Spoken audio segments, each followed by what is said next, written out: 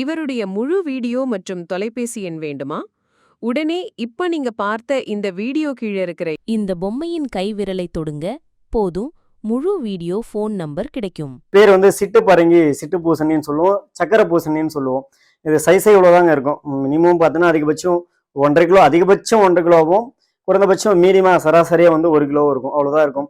இது ஸ்பெஷல். இது என்னன்னா காய்ப்பு நல்லா காய்க்கக்கூடியது, நல்லா இனிப்பு சுவை இருக்கக்கூடியது. திரும்ப திரும்ப போட்டு எடுத்துட்டா அந்த ரகம் அந்த இடத்துக்கு செட் ஆயிடுச்சுன்னா நீங்கள் இந்த சீசன் ஓரளவுக்கு மாற்றி போட்டாலுமே விளைச்சல் வரணுன்றதுக்கு இதுவே இந்த வீடியோ ஒரு இதுவாக இருக்கும். இது கிட்டத்தட்ட பார்த்தீங்கன்னா ஒரே காய் ஒரு 120 காய்க்கு மேலே காய்ச்சிருக்கு இந்த சிட்டு பரங்கி வந்து. இந்த தக்காளியோட ஸ்பெஷல் என்ன பார்த்தீங்கன்னா இந்த மாதிரி தக்காளி இப்படி இருக்கும், சின்னதாக இருக்கும், நல்லா மடிப்பாக இருக்கும். இது மேலே பார்த்தீங்கன்னா ஒரு முடிச்சு மாதிரி வரும். இதுதான் இந்த தக்காளியோட ஸ்பெஷல். ஸ்பூன் டொமேட்டோன்னு சொல்லுவோம்.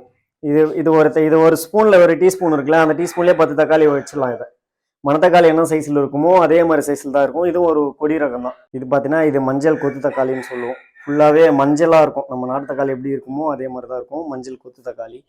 அதே மஞ்சள்லேயே பார்த்தீங்கன்னா இது மொட்டை தக்காளி, மஞ்சள் மொட்டை தக்காளின்னுவோம். இது பார்த்தீங்கன்னா கும்கும் கேசரின்னு சொல்லுவோம்.